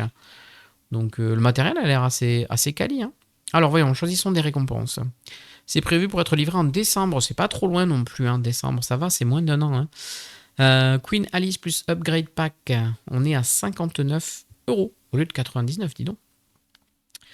La version retail est à 49 € au lieu de 69. On a un x6, mais bon, ça j'imagine que c'est pour les boutiques. Donc ça va, il n'y a que 2 pledges en vrai. Donc soit une version à 59, soit une version à 49. Sur le papier, j'ai l'impression que la version à 59 est bien plus intéressante. Ok, c'est beau, c'est intéressant. Je sais pas, j'ai envie d'en apprendre plus en tout cas sur ce jeu. Hello, plus l'insert à 27. Ah ouais, pas excessif. Non, c'est pas les projets les plus excessifs qu'on ait vus, ça c'est clair. Je suis assez d'accord avec vous. On a vu plus cher que ça. Kaelora, est-ce qu'on a vu Kaelora? Et si t'en prends 2, le 2 est à 55. Ok. T'as pledgé, Big Mich? Ça t'a tapé dans l'œil, t'as pledgé? Délicieusement énigmatique et d'une simplicité rafraîchissante, Kaelora est un jeu de plateau compétitif et de collection et de classement astucieux. On est sur Kickstarter. J'hésite, oui. Oh, il y a des petits meeples très très beaux. Ça aurait plu à Lulu. Ils voulaient 8613 €, ils en ont 17 519. Il reste 17 jours sur ce jeu. 1 à 4 jours, 10 ans et plus, entre 45 et 60 minutes. Voilà, une nouvelle île a été découverte. Voilà, Kaelora, où chaque chemin révèle un mystère. Voilà, découvrez des secrets enfouis. Récupérez ce que vous avez trouvé. Ou essayez d'aller chercher trouver mieux. On prend place chez soi et on espère faire des puissantes connexions.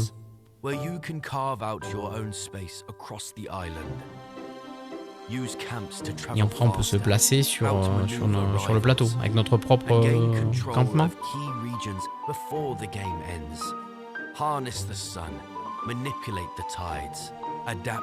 As scoring shifts beneath your feet. Oh là là. When the journals are full, only the smartest explorer, the one who documented the island best, will claim victory. Kaelora. Explore, discover, connect. Explore, discover and connect. Donc explorer, découvrir et connecter. Un jeu qui a l'air faussement familial, ça. Merci pour le follow, Get One. Merci beaucoup. Bienvenue sur la chaîne. Fin du mois, il va y avoir Brass Pittsburgh. Je sens que je vais craquer fort. J'hésite aussi, mais est-ce qu'il y aura une VF sur quel jeu? Avec plaisir. Ben non, merci. N'hésite pas à nous dire comment tu as découvert la chaîne et installe-toi bien. On est sur l'émission du mardi. C'est l'émission dans laquelle on fait le tour de l'actualité ludique. On regarde les sorties et en boutique. Puis là, on est sur la partie financement participatif. Et puis après, on va aller voir les festivals. Merci pour votre contenu. Ben merci, c'est très gentil de nous dire ça. Oui, il y aura une VF aussi. Donc, ok. Ça parle sûrement de la VF de Brass Pittsburgh. Je n'ai jamais joué à Brass. Donc voilà. Livraison pour quelle date? Oh là, ça t'a trigger du monde, Arcon, avec le brass. C'est rigolo. C'est rigolo, c'est rigolo. Ok. Ça a l'air plutôt bien cette histoire aussi. Hein. J'ai l'impression qu'il faut explorer pour récupérer des petits jetons qu'on va placer chez nous pour faire des connexions. Ces connexions vont nous permettre de placer des petits campements. Est-ce que ça vous rappellerait pas D1 cette histoire hein des petits campements qu'on va placer sur le plateau, j'imagine, pour avoir peut-être un petit contrôle de zone. Et il y a des objectifs qui vont en plus être un petit peu changeants. C'est coloré, mais j'ai l'impression que c'est faussement accessible, même si ça marque 10+, mais bon, 1 à 4 joueurs, 10 plus, 45 à 60 minutes. On a une version bundle un peu de luxe à 65 €. La version de base est à... Ah non, Kindred, qu'est-ce que c'est Kindred? Aucune idée, je ne sais pas, c'est 22 €. La version de base de Kaelora, c'est 35 €, ce qui n'est pas si excessif que ça, avec une livraison prévue pour septembre 2026. C'est pas très loin non plus, septembre 2026. Une Deluxe à 48 €. Et le bundle avec Kindred. Alors Kindred, je ne sais pas ce que c'est Kindred. C'est l'ancien jeu, c'est un jeu présent. Get your copy of the standard edition of Kindred. Ouais, je sais pas trop. Peut-être c'est un autre jeu qu'ils avaient fait. Des fois, il y a des rattrapages comme ça. Est-ce qu'on voit plutôt... Oh, il y a un mode solo, bien sûr. J'aime bien le design aussi graphique de ce qui est fait là-dessus. C'est joli, moi, je trouve. Ah ben, il y a Benzainator.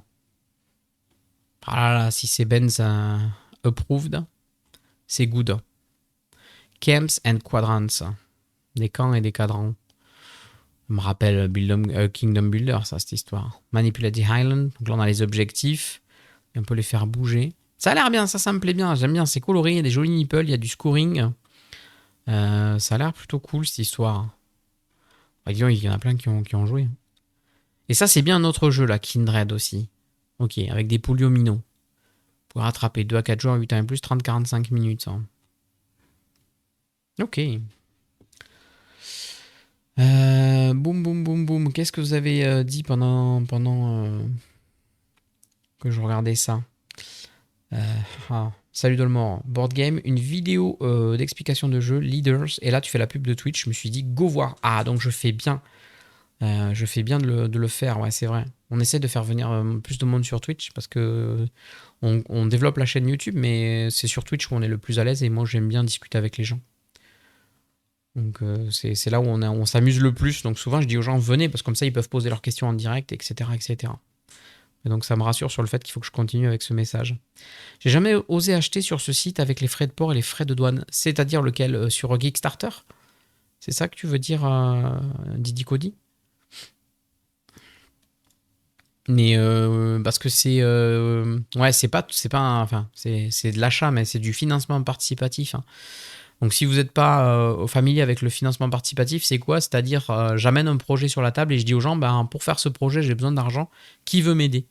Vous n'avez aucune garantie que ça va se faire, vous n'avez aucune garantie que vous allez avoir un jeu, etc. Donc sachez-le, il n'y a aucune garantie. À 80% du temps ça se passe bien, mais il peut y avoir des retards, etc.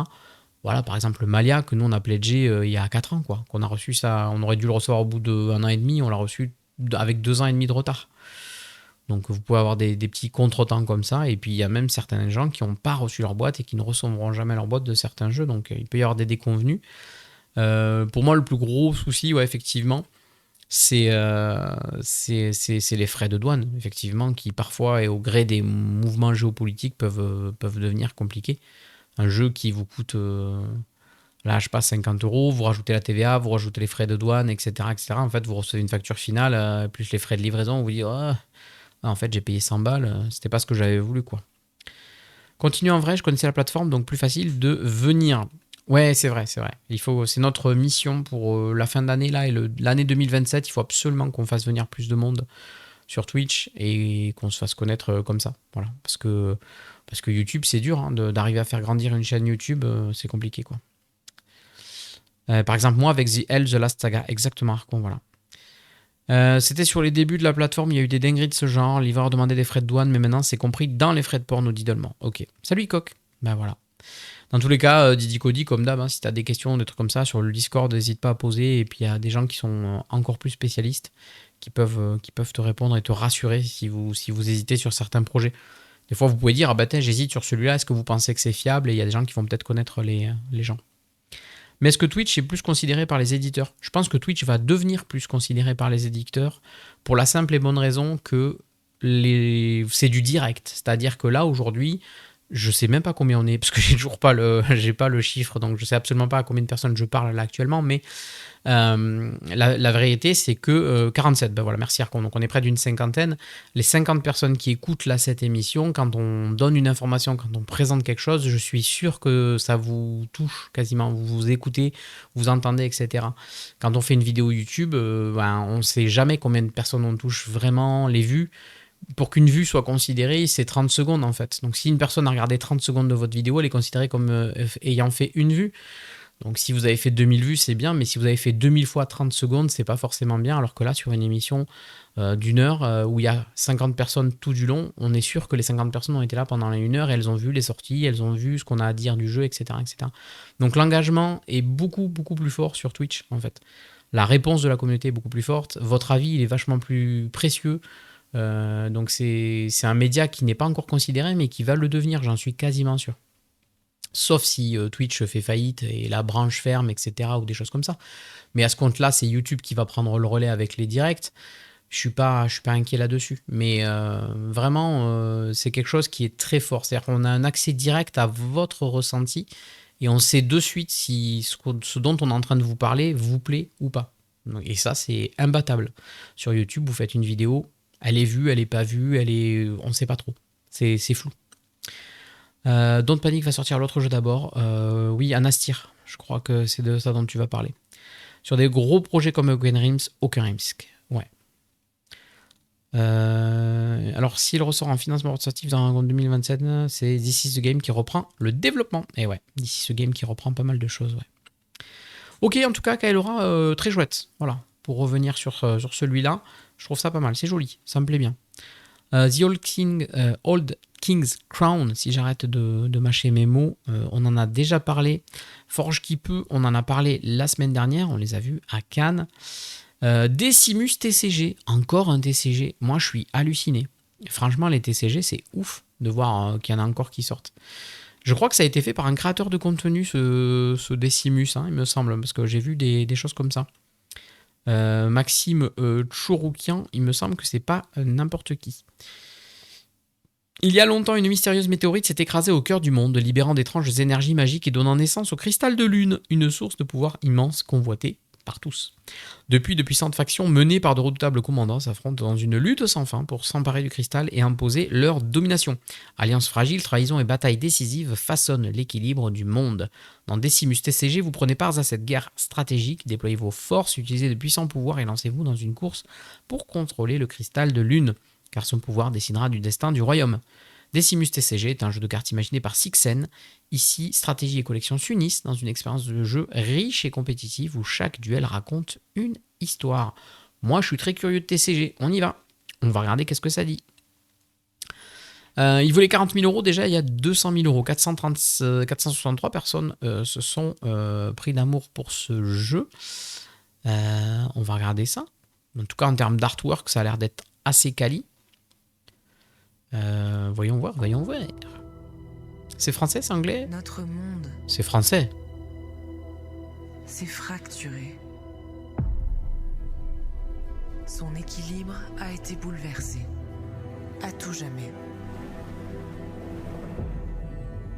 Un pouvoir ancien lui a été rappelé. On dirait une extension de WoW.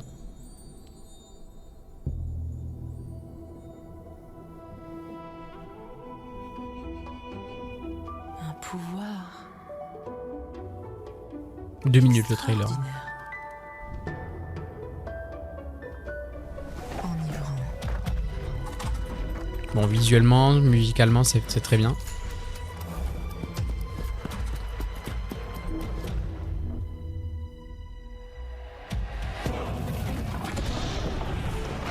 Des engins de siège, des combats, des épées qui s'entrechoquent, des créatures. Est-ce que ce sont des indices? Est-ce qu'on a déjà des familiers, des montures, des engins de siège? Si c'est le cas, ça voudrait dire que le trailer est bien construit.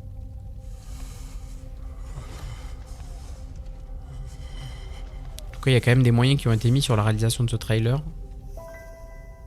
Je vais donner mon avis après, mais je pense que vous le connaissez déjà.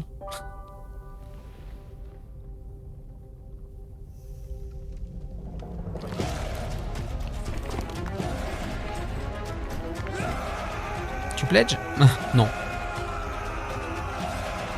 Non. Nous devons répondre à l'appel. Nous devons protéger nos clans. Celui qui contrôlera ce pouvoir dominera ses ennemis. Decimus TCG. Précommandé maintenant sur Kickstarter. Point positif, c'est en français. C'est très joli comme trailer. Point négatif, on ne voit absolument pas le jeu. On ne voit pas de cartes. C'est-à-dire que là, si je ne sais pas que c'est un TCG, avec le trailer, je n'ai aucun moyen de le savoir. Et ça me gêne. Je trouve ça dommage en fait. Il faut montrer aux gens que c'est un jeu de cartes. Il faut montrer quel espace ça va prendre sur la place. C'est un trailer. Oui, bah oui, justement. Trailer, ça doit te faire comprendre ce que tu es en train de voir en fait. Moi, je suis intransigeant là-dessus. Je vais vous montrer le trailer de Cyberpunk TCG. De suite, tu comprends que c'est un TCG en fait. Et ça n'empêche pas que le trailer soit ouf. Alors, c'est pas les mêmes moyens. Derrière Cyberpunk, on a beaucoup plus de moyens. Mais je trouve ça dommage. C'est très très sympa. Mais quelques incrustations avec des cartes, tu vois, quand on voit un héros, peut-être juste un petit morphing et on voit sa carte, ça aurait juste suffi, tu vois. Mais perso, je trouve ça juste dommage. Mais après, ce n'est que mon avis, encore une fois. Mais moi, je trouve que sur un trailer, c'est quand même bien de comprendre ce que tu vas voir. Parce que là, si je le vois en tant que publicité sur mon fil Instagram ou quoi que ce soit, bah, je vais pas savoir que c'est un TCG ou, tu vois, ça reste énigmatique, quoi. Hop là. En plus, ils les ont, les artworks des cartes, tu vois, ils les ont déjà. Alors, ça coûte combien? Pack aventurier, 39 €. Kit de démarrage idéal. Stickers exclusifs, 2 starter deck pour 40 €. On est dans les prix, c'est très correct. C'est très très correct là-dessus. 2 minutes le trailer, c'est plus une bande-annonce. Ouais, non, mais c'est ça. Là, j'ai l'impression de voir une bande-annonce sur un nouveau. Ça pourrait être un nouvel épisode d'Arcane, ça pourrait être une nouvelle extension de WoW, ça pourrait être n'importe quoi, que j'aurais à peu près le même trailer, tu vois. Peut-être que, comme je l'ai dit, il est bien construit et qu'on comprend qu'il y a déjà des avatars, des familiers, des engins de siège, etc. Je dis pas. Et je dis pas qu'il n'y a pas de boulot, c'est un travail incroyable. Mais je trouve ça dommage, au final. 2 starter decks, donc chacun avec 22 cartes. C'est petit comme starter deck. 20 cartes, c'est pas beaucoup. 22 cartes basiques, 5 cartes mythiques, un commandant, 10 cristaux de lune et un tapis de jeu papier. Ouais, ça... je sais pas s'il faudrait ne pas mettre des tapis de jeu plutôt que des tapis de jeu papier. Je trouve ça vraiment pas ouf, mais bon. On aura des displays de 24 boosters classiques, du playmat. Alors, on a un pack cristal à 149 € avec le pack précédent plus le display. Donc là, vous avez les 2 starters et le display à 149 au lieu de 180 €. On a un pack Decimus avec le starter, 3 displays plus un t-shirt. Le pack légende à 749 avec 5 displays. Bon, là, c'est si vous êtes sur du compétitif, des deckbox, un artbook, la fameuse uncut sheet, etc., etc. On a plus cher, 1500 €, toujours plus. Une figurine cristal, une figurine arme, un tapis de souris, un mug en 3D. 2700 €, toujours plus. Une carte géante, une figurine de commandant. 6500 €. 50 displays. Est-ce que c'est pas trop? Un néon mural. 8500 €. Un diorama de commandant. Les coulisses et avantages à vie. C'est bon? Il n'y a pas plus? Non, c'est beaucoup trop. 8500 €. Est-ce qu'on se rend compte là quand même? Est-ce qu'on se rend compte de ce qu'on dit aux gens? Est-ce que c'est pas indécent de faire des choses comme ça? C'est compliqué quand même là. Quel est l'intérêt d'acheter 50 displays du premier set, quoi? Ça me semble complètement démesuré.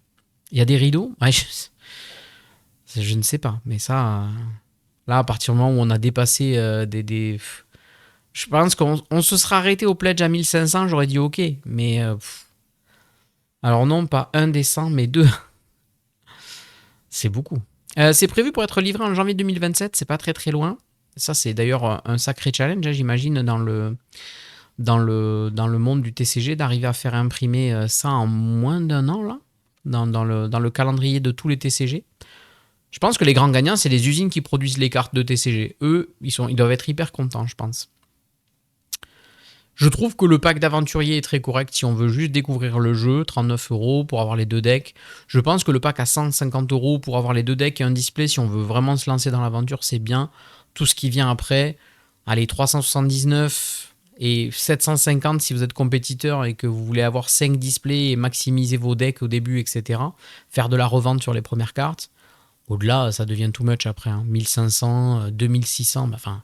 8500 €. On arrive sur le prix d'une voiture quand même bientôt. C'est démentiel. Cela se voit le nombre de pledges par palier. Oui, on peut regarder, ouais. On peut regarder. Alors, 39 €. Est-ce qu'on voit combien de gens l'ont pris? 124 personnes ont pris le pack à 39 €. 163 personnes ont pris le pack à 149 €. 75 personnes ont pris le pack à 379 €. 44 personnes ont pris celui à 750 €. C'est déjà pas beaucoup quand on parle d'un truc comme ça. Il y a quand même 20 personnes qui ont pledgé 1500 € dans ce projet. On a quand même 3 personnes qui ont pledgé à 2700 €. Une personne a pris le 6500 €. Il y a 5 personnes qui ont pris le pledge à 8500 €. Non mais c'est ouf. Après, c'est une quantité limitée. Fondateur éternel, il n'y en a que 10. Donc là, bon. Et puis après, c'est toujours pareil. Si vous êtes quelqu'un qui gagne 50 000 € par mois, bon, ben, vous pouvez toujours y aller. 9 000 € la Twingo floquée aux couleurs du jeu. Je comprends l'investissement pour certains ou le non-besoin. Je trouve juste que c'est un peu too much de l'afficher. Et puis surtout, voilà. Alors moi, ce qui va m'intéresser un petit peu, c'est le gameplay quand même. Donc ça a été pensé pour être accessible rapidement tout en offrant une grande profondeur de gameplay aux joueurs les plus compétitifs. Se joue au moins à 2 joueurs, chacun d'eux ayant son propre deck, ok. Le but est simple, être le premier à contrôler 10 points de victoire. Dès que tu les atteins, tu entres en domination. Il reste alors un dernier tour à ton adversaire pour essayer de renverser la situation. S'il échoue, la victoire est à toi. Pioche libre. Tu as le choix de piocher des cartes dans ton deck, mais aussi dans ta défausse. Inclinaison, les cartes s'inclinent et se redressent au fil de la partie. Combat simple, ici pas de points de vie à compter. Une unité ciblée est une unité neutralisée. Événements, les cartes événements sont automatiquement jouées lorsqu'elles sont piochées, que vous soyez prêt ou non. Mythe, après avoir réuni 3 points de victoire, révèle ton commandant et ajoute ton extra deck mythique à ta pioche. Ok. Bonus, plusieurs modes de jeu encore expérimentaux permettent également de pimenter les parties. Le mode brutal, version rapide axée sur l'impact des cartes mythiques. Mode KO, partie à plus de 2 joueurs. Mode alliance, affrontement en 2vx.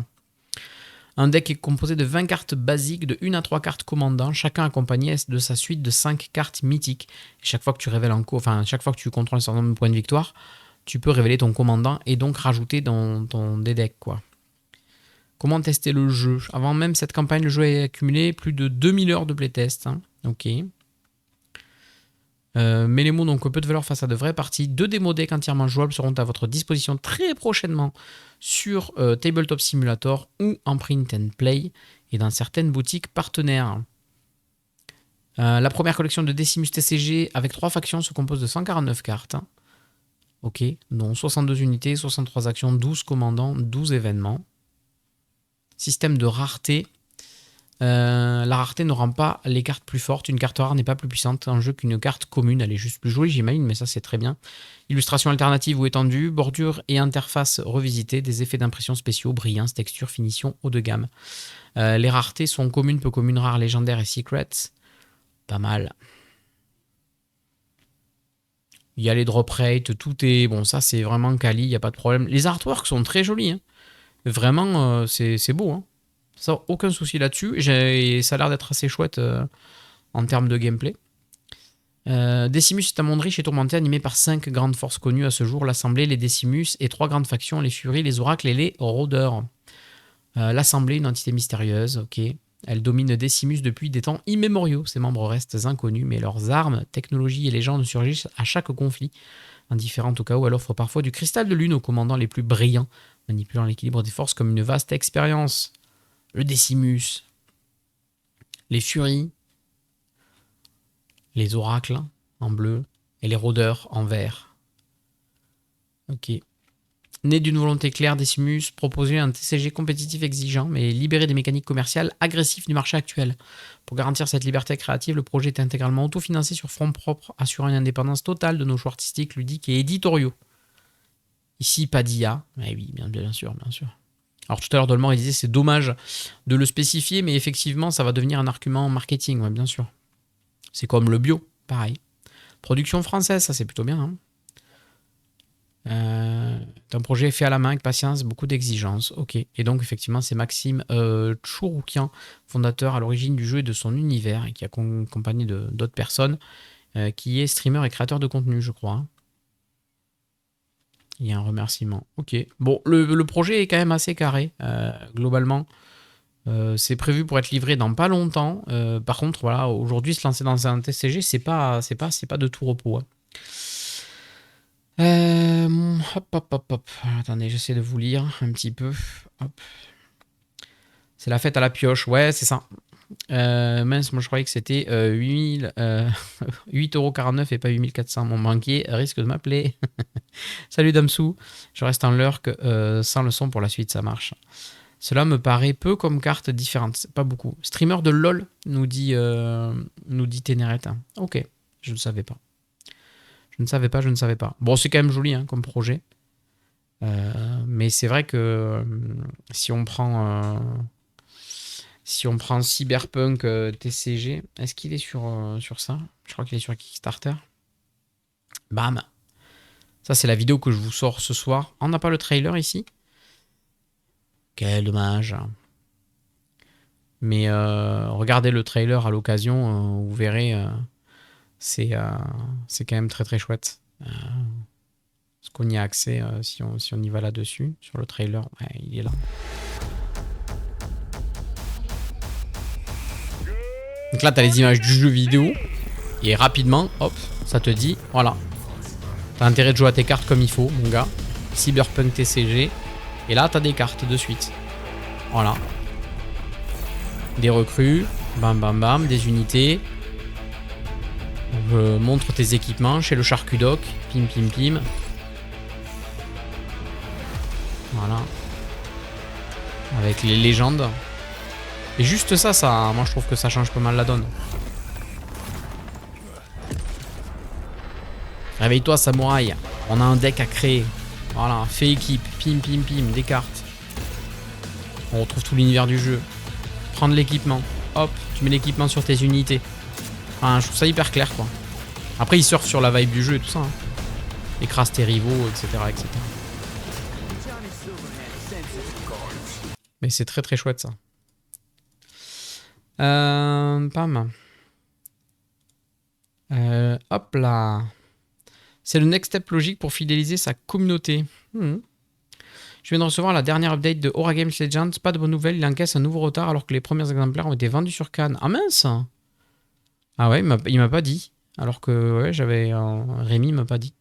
Ça aide d'avoir un jeu vidéo comme base aussi. Ah ouais, complètement. Non mais les moyens sont pas les mêmes. C'est pour ça qu'on peut pas comparer de manière aussi brute entre une licence qui est ultra connue et qui a les moyens de faire un trailer comme ça et quelqu'un d'autre. Je parle juste de la notion, et souvent dans les trailers, on cherche à faire du joli pour vendre du rêve, et c'est pas ma philosophie. Moi, je pense qu'il faut que les gens comprennent ce qu'ils veulent acheter ou ce qu'ils vont voir. Ah oui, pas clean. Ouais, ça c'est dommage quand les boutiques ont avant les bakers, c'est quand même dommage. Pomme, Decimus TCG, ok. Bon, grosse sortie. Le JDR Pénombre, on en avait déjà parlé, donc a priori on a fait le tour là-dessus. Sur la page Kickstarter en brut, est-ce qu'il y avait des choses qu'on avait... Vous voyez, encore pris Malgarde, encore un TCG. Mais c'est fou, hein. C'est quand même dingue. Si vous avez des idées de choses qu'on n'a pas vues, de financement participatif dont je n'ai pas parlé, n'hésitez pas à le dire, on va regarder ça. A game filled with adventure, intrigue, floral dragons. Qu'est-ce que c'est que ça? Botany Floral Dragons. Ça a l'air joli. En boutique encore, juste en vente à Cannes. Après, ils sont transparents. Ok. Ouais, mais bon, du coup, ça veut dire que... Ouais, après, c'est peut-être un stock indépendant qu'ils ont fait venir exprès pour Cannes. The Ultimate Dragon Collecting Games. Donc, un jeu de collection de dragons pour 1 à 5 joueurs. Army-Coin TCG avec la salle de bain David Adams? Non, jamais. J'ai eu dans l'idée à une époque de faire un TCG. Enfin, c'est même pas un TCG. Je serais plutôt sur du JCE ou du deck building, des boîtes un peu à la Thunderstone, des choses comme ça qui me tentent le plus. J'avais une idée sur la licence qu'on a développée de jeu de rôle, là, donc Gardien, avec tout le monde qui le concerne. Et sinon, je trouve qu'il y a beaucoup de choses à faire aussi autour de la licence Pokémon. Je rêverais de faire un vrai deck building sympa autour de Pokémon, qui ne serait pas le jeu d'affrontement, mais qui serait vraiment un jeu qui reprend le jeu vidéo, quoi. Genre, tu as ton personnage et tu te balades dans différents biomes, et dans ces biomes, tu captures des Pokémon, et avec ces Pokémon, tu vas soit collecter des badges, soit affronter les autres joueurs, soit les faire évoluer, etc. Avoir un jeu de deck building qui tourne autour de ça et qui serait un petit peu une salade de points à la fin, ça m'exciterait beaucoup, en vrai, je pense. Pour ceux qui auraient loupé l'info, le buzz Soothsayer vient d'arriver en bêta sur BGA. Ouais, j'ai vu. Tu aimes les problèmes de Palworld? Lance-toi. Mais non, mais sous licence officielle, il faut faire ça. Il ne faut pas faire ça avec un ersatz de Pokémon. Il faut faire ça sous licence officielle. Vu sur Didi, merci pour ta news au passage. Ouais. Moi, je l'avais vu, mais après, ça va arriver en français. J'ai l'impression qu'on est quand même sur de... Comment dire? La hype de la hype de la hype. On anticipe un peu tout, quoi. Tu vois? Je veux dire, Soothsayer, il va arriver en français. On a le temps de le voir et tout ça. Et j'ai l'impression qu'on se jette sur tout, là, dès qu'on peut. Et on est un petit peu responsable de tout ça, nous aussi, hein, de favoriser la hype. Botany Floral Dragons. Bon, on regarde un petit peu qu'est-ce que ça dit, ça. Voilà, on regarde son jardin pousser et éclore. Et voilà, quelque chose qui manque. Des dragons, bien sûr. Floral Dragons. The world of garden teems with them, waiting to be discovered. The delightful dandelion dragons drifting on the wind. The snuggly sunflower dragons soaking up the sun. The venomous vampire lily. Wondrous wisteria. C'est Wondrous créature. The vivacious vespen. Charming cherry blossom dragon. And fragile forget-me-nots. Floating freely. So gather your essential supplies, assemble a capable party, and attract more dragons from distant lands to your humble garden. Watching it blossom Jeu de collection and grow. À base de dragons fleurs. Outbreaks of corruption are spreading, their ebb and flow infecting the land. Oh là là, il y a de la contagion, de la corruption. Unfortunately, oh dear. Well, you've risked worse for flowers. Botany, c'est joli quand même. Hein. Dragons, the ultimate dragon collecting game for 1 to 5 botanists. Moi, j'étais plus sur Wispoop qu'on n'a pas pu tester à Cannes car les tables étaient prises à chaque fois qu'on passait devant. Ouais, Wispoop aussi qui vient d'arriver sur BGA aussi. Je vais me profiter pour tester aussi quand je pourrai. Bon, en tout cas, ce Botany Floral Dragon, si vous voulez 4 000 €, ils en ont 430 000. 3 700 contributeurs, quasiment, il reste encore 23 jours, dis donc. Ça a cartonné quand même. 1 à 5 joueurs à partir de 8 ans pour des parties de 45 à 90 minutes.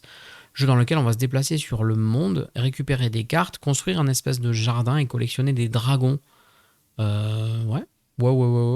43 €, c'est prévu pour être livré à Noël, décembre 2026. On a une version à 75 € avec une extension. On a une version Deluxe, bien évidemment, à 172 € et un pledge global à 284 €. Il y a mieux encore, 516 € avec 1 milliard de trucs à l'intérieur. Je ne vais pas tout détailler. Pléthore de choses si vous voulez là-dedans. Mais bon, j'imagine que la version de base suffit largement. J'ai lancé une table aussi, mais je n'ai jamais joué. En plus, ça a l'air touchy, Wispood. Ok. Est-ce qu'il y a autre chose? Force Gods, on en a parlé. Defender of the Wild, seconde édition, déjà parlé. Pam. Ah, le fameux PDX qui était là.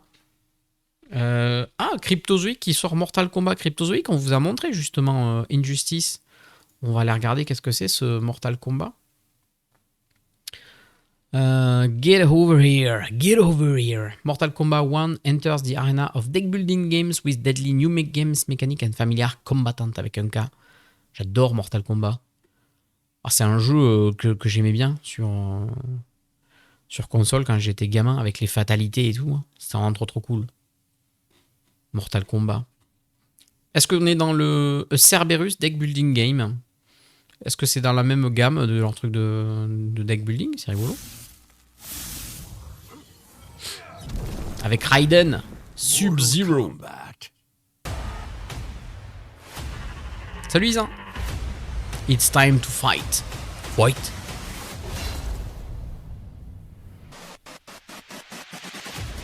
Voilà, choisis ton combattant. Raiden, mon personnage préféré.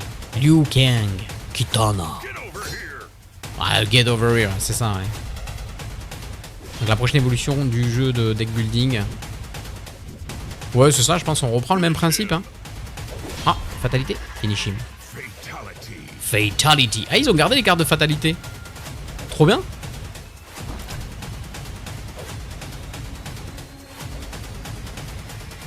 Ouais, avec la double barre de vie. Donc c'est le même système qu'on vous a présenté la semaine dernière avec Injustice. Flawless victory. Alors ça parlera pas à tout le monde, mais bon, moi... Available now on Kickstarter. Très bien. On a perdu Lulu, elle va bien. Oui, elle accompagne quelqu'un à un rendez-vous médical. Elle fait taxi. Et donc du coup, comme le rendez-vous était aux alentours de midi, elle ne pouvait pas être là pour l'émission. Mais elle va bien. Alors bien entre guillemets, c'est toujours pareil. À la maison, dire que ça va bien, c'est peut-être chez d'autres gens, ça serait pas incroyable. Pam, ils voulaient 64 000 €, ils en ont 167 000. Il reste 23 jours pour contribuer à ce projet. Round 1 Fight pour 52 €. Vous pouvez choisir une de ces deux boîtes, j'imagine. Hop là, receive all applicable stretch goals, bien sûr. Get over here, on a des boîtes en plus, 117 €. Finish him à 177 €. Et le Everything, la Flawless Victory, est à 268 €. C'est prévu pour être livré en janvier 2027. C'est après Noël. Oh, il y a d'autres packs encore, hein, 640 €, mais c'est des retailer packs. Je suis curieux juste sur les fatalités qu'ils ont gardées quand même. Est-ce que les fatalités, c'est le deck d'ennemis jurés où on va devoir dépenser la puissance pour gagner les points de victoire associés? Peut-être c'est juste ça. Et du coup, après, tu prends cette carte-là, tu la rajoutes dans ton deck et tu peux la jouer à un moment donné. Fatality. Unstoppable Attack. J'arrive à lire très légèrement. Faites 5 de dégâts. Ça a l'air... Ouais, c'est rigolo. Moi, l'univers me parle. En tout cas. Au moins, ça me rassure. Ouais. Ouais. Mais elle va bien, entre guillemets. Elle va pas plus mal que d'habitude. Le rhume a l'air d'être à peu près passé. Après, ça reste des conditions classiques, quoi. Forage on Epot, on en a parlé. Des suppléments pour la 5e édition, ok. Donc après, je dirais qu'on commence à s'éloigner un petit peu. Sur GameFound, il y a le fameux projet du Labyrinth Chronicles.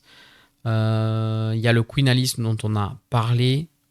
Il y a ça là, Heroes of the Shire, Light and Shadow. Je suis pas sûr qu'on en ait parlé de ça. Ça me dit rien. Prepare to embark on a new standalone adventure in the Heroes of the Shire universe. Donc apparemment c'est déjà quelque chose qui existe. Heroes of Shire, c'est déjà un univers qui existe. Ombre et lumière introduit de nouvelles mécaniques, quoi. Et augmente l'expérience en vous emmenant à travers un voyage sans précédent. Ça inclut 15 tokens en acrylique. Campaign Trailer. Welcome to Heroes of the Shire. Voilà. Oh, c'est parfait, c'est sous-titré français. Jeu d'aventure de combat au tour par tour pour 1 à 6 joueurs. Where brave heroes battle fierce monsters and bosses threatening the land. Ah, ça me dit quelque chose. Peut-être l'autre, on l'avait présenté. Set out into the wilds, but stay alert. This treacherous road hides dangerous ambushes. As each battle unfolds, every spell cast, every strike taken, and every position on the combat map determines the flow of combat and the fate of your hero. Ça me dit quelque chose, ce Level up système. your heroes, unlock new spells and abilities from within your hero spell mastery, and collect powerful loot. But choose wisely. Carry too much, and your agility suffers, shifting the turn order and changing. Ça fait penser à Leaders sur la partie placement là.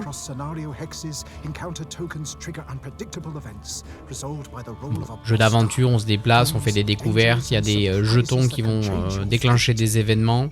One such outcome may lead you to a mercenary camp where you can recruit powerful allies to your side. A hero's story unfolds through action cards. J'arrive pas à savoir si c'est compétitif ou coopératif. Experience to life in card form. Each choice you make shapes the journey ahead, revealing new challenges, Ouais, sur le placement. rewards, or consequences. Il y a un livre pour le livre à spirale, à mon avis, c'est pour les batailles. Et le monde à côté, c'est pour l'exploration globale. Learn to master the combat map, using its terrain to gain the upper hand while avoiding environmental dangers that threaten your Ah ouais, le serpent avec les tornades et tout. Hein. Endure and overcome will survive and become Pareil, l'esthétique est très jolie. Oh, elle a évolué. Forme d'ange. Incroyable. Oh, ça a l'air pas mal, en vrai. Ils voulaient 28 000 €, ils en ont 121 000. Il reste 20 jours pour participer à ce projet. Hop, c'est prévu pour être livré en mai 2027, c'est un peu loin. C'est un peu loin. Light and Shadow Bundle à 187 €. Light and Shadow Gameplay, donc juste cette boîte-là, je crois, 117 €. Le Returning Hero Gameplay à 250 €. On a un bundle à 329, le all-in à 377 et un all-in bundle à 460 €.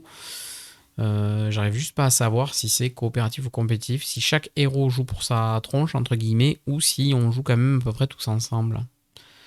6 joueurs, 90 minutes à partir de 14 ans. Anglais, espagnol, a priori pas forcément français. Hein. Sur ce projet-là. Pas de français en plus, ouais, ce que je viens de voir. Après, l'esthétique, graphiquement, c'est joli. On peut penser un petit peu à Darkest Dungeon, là, quand même, avec des ombres assez marquées.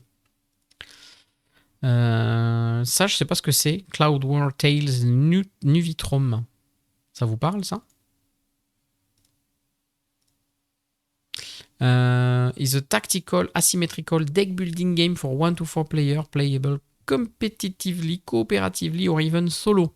Ça fait tout. Ils voulaient 30 000 €, ils en ont 85 000. Pareil, esthétique assez marquante là-dessus.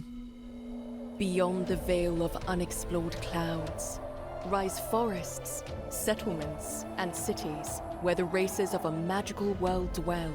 A world Il y a le called tag coop, ok. Nuvitrum. Within it, a powerful mineral, Proconium, is the main source of wealth, magic, and Le power. Proconium. Each faction uses it in a different way. The Deep Devers drill through stone to find it and forge devices. Les nains qui creusent et qui The fabriquent. Ambathians draw out its Les magic Athéens and channel it into en powerful extrait la spells. magie. Et ils font des sorts avec. The Greenbloods tame the creatures born from the mineral in the Royal Forest. Ok, les bois de sang vert, ils apprivoisent les animaux avec. Even the diverse wanderers use it to synthesize Et les dangerous nomades gases. l'utilisent pour synthétiser des gaz dangereux. Ok. Choose your 4 faction factions. and build a unique deck. Ils sont beaux les dessins, Gain ouais. new cards. Il y a plein de pubs sur Facebook de ça. Deploy Ok. units and items. Merci Dolman, ouais, j'ai vu pour le jeu d'après. Move your D'avant. forces with tactics.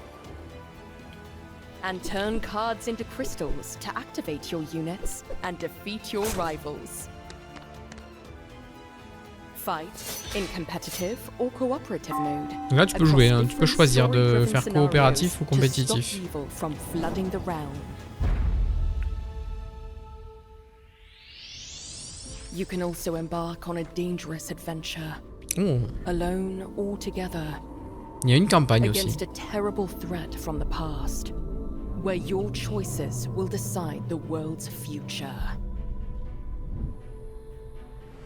Dare to fight for Nuvitrum. Graphismes sont chouettes, hein. C'est vrai que c'est beau. Clairement. 30 000 €, ils ont 85 000 €. Il y a 615 personnes qui se sont lancées là-dessus. On a un Deluxe All-in à 125 €. Le Core Game est à 60 €. C'est plutôt correct. C'est prévu par contre pour être en juin 2027. C'est encore plus loin. Là, il y a un peu plus d'1 an d'attente. On a un All-in à 95 €. Donc les pledges ne sont pas excessifs, mais un peu plus d'1 an d'attente, là, c'est compliqué. Moi, j'aime bien quand il y a 1 an, voire moins. Au-delà d'1 an, je commence à me dire, s'il y a du retard, c'est 2 ans minimum. Mais bon, 4 joueurs, 60 minutes, 12 ans et plus. Le fait qu'il y ait quand même la possibilité de jouer en coop, en compétitif ou en solo, c'est quand même un sacré avantage.